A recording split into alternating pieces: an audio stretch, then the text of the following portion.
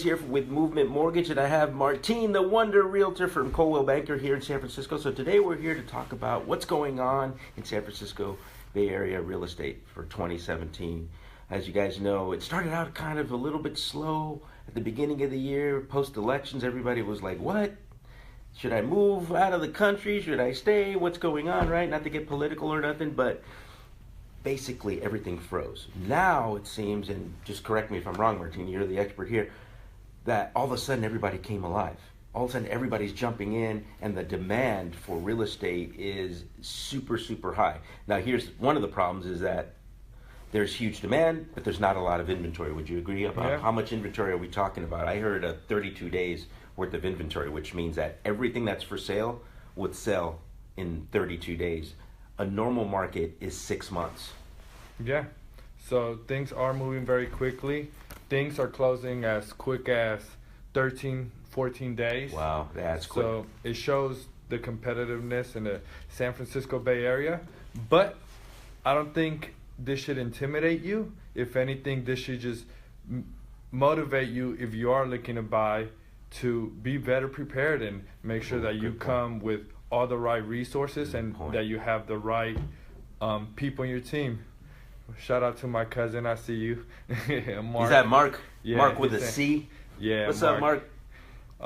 But yeah, like we said, 75% of homes in San Francisco are selling over asking price. Wow. And that's for single family homes. 75% of homes in San Francisco are selling for over the asking price, or what we see on pamphlets or flyers or even online.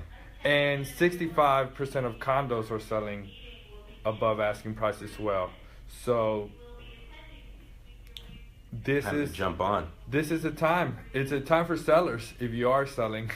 Yeah, I mean the market is super hot, right? I mean, if you have a ton of equity and you're thinking about either stepping up and getting a bigger house, or you're moving out of the area for whatever reasons, whether it's lifestyle or a job that's taking you somewhere else, it's a good time to sell. But I will tell you one thing, and one of the reasons why I think people are jumping off and you're seeing a lot more motivated buyers is because anytime prices are going up and so are interest rates, it creates this kind of fear that if I don't jump in right now, I'm going to miss the boat or the bus. And I think there's some truth to that. I mean, look, I said it, June of last year, 2016, that rates would go to 5% by the second quarter of this year. We're pretty close. I do believe that rates are going to go up, and not at the feverish pace that they did right after the elections. I mean, we jumped almost a full point. It was just insane where you could get a 30-year fixed in the threes. Now we're talking about the fours. Now keep in mind that we're a little bit spoiled. I think we forget history very quickly. In 1981, just so you know, in case you land on Jeopardy, the 30-year fixed mortgage reached a maximum of 21%. And here we are in the fours and we're complaining. The truth of the matter is that historically rates have been between 5 and 7%. So we're still well below historic highs. So I would say if you are motivated, now is the time to buy. Stop trying to time the market. I mean, look what happened when stocks were doing great. People tried to time the market, and a lot of people went bankrupt, and they went back to live with mom and dad. I think anybody who's a market timer is going to get spanked, and is going to lose. I just want to add, talking about timing the market. I actually tell my clients all the time that if we were able to time the market, we would be rich right now, and I probably we'd be on CNN, not Facebook Live, by the way. But we can't predict what's going to happen in the future. We could assume, we could follow trends, we could study what's happening, but ultimately what's happening in the moment, and you create those opportunities for yourself, is the only thing we can control. So I say this: you could pay a little bit more now and get the home that you want, or you could pay a lot more later on because property values continue to increase year after year in San Francisco and the Bay Area. Even the cities outside of San Francisco are increasing. Neighborhoods in San Francisco are reaching $1 million marks, and that was unheard of. Yeah, Bayview, Hunters Point, correct. Being one of them. Oakland, East Oakland, is increasing in value. Richmond. There's a lot of things going on. My buddy just passed by. Come on my in, man. Colleague, We're doing Michael, a little Facebook Live. You want to show them your nice hi? tie? Afternoon, ladies and gentlemen. You're with the star team at Coldwell Banker. Well, right. look at this. A drive-by endorsement. That's right. And that's one thing we're trying to do with these live videos, just so you guys know. There's no scripts. It's just a dialogue. If you guys have questions, please put it in the comment. We want to interact and engage with you guys and be a resource here. There's really no plan. We're just really winging it. And I got this idea from Ed and also from one of the podcasts that I listen to where there's no script. It's just natural and organic. And we want to really interact with my friends and family on Facebook. And hopefully this could be useful for you guys. So, if you do have questions regarding real estate or just type them in because we can actually see you when you pop up and we can see the actual questions. One thing I wanted to address really quickly that you mentioned that we can't really predict what's going to happen in the future. I will say this, to a certain extent, yes, we can. So here's what I mean by this. The past is usually an indicator of the future, not exact, of course, but it does leave a lot of evidence. Think about, let's take San Francisco because I'm a native. In San Francisco in the 70s, you could buy a house here for 15 grand. And I could tell you that with a high degree of certainty, you could have predicted that you would be able to sell that house for more than 60 grand in the near future. And I will say that the prices that we're seeing now, even though to you and I they might seem outrageous and super expensive, it's all relative because we are seeing an influx of some very high income earning people coming to San Francisco. And to them, these prices aren't that high, believe it or not, because of the incomes that they actually make. So today's high price will reach a new height in the future. Who would have thought that 2 years ago the Bayview would see its first $1 million sale of a home?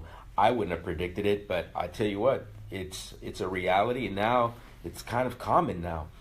So I would say know your numbers, number one, and that's where either speaking with me as a mortgage lender, 19 years in the business, where I can give you not only your numbers but also advice on how to tackle this, or whichever lender you have a relationship with. That's the first step. First step is know your numbers so that way you don't get over your head and something doesn't explode in the middle of the transaction with you. And then secondly, then you partner up with Martin and he will be able to show you houses that you can actually afford. Because remember, there's two sides to the homeownership coin. The first is getting in and the second side is staying in.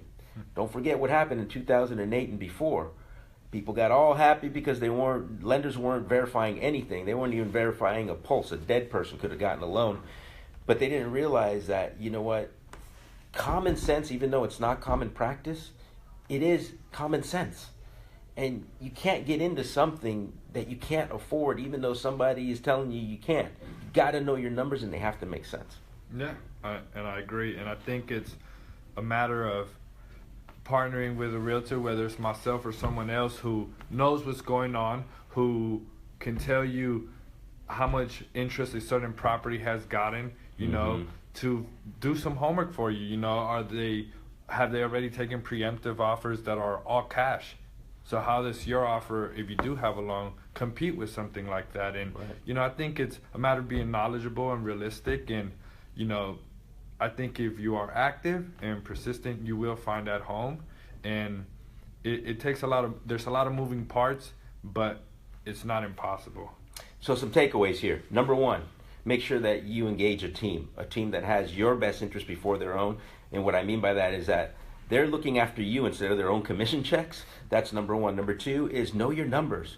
Get fully approved.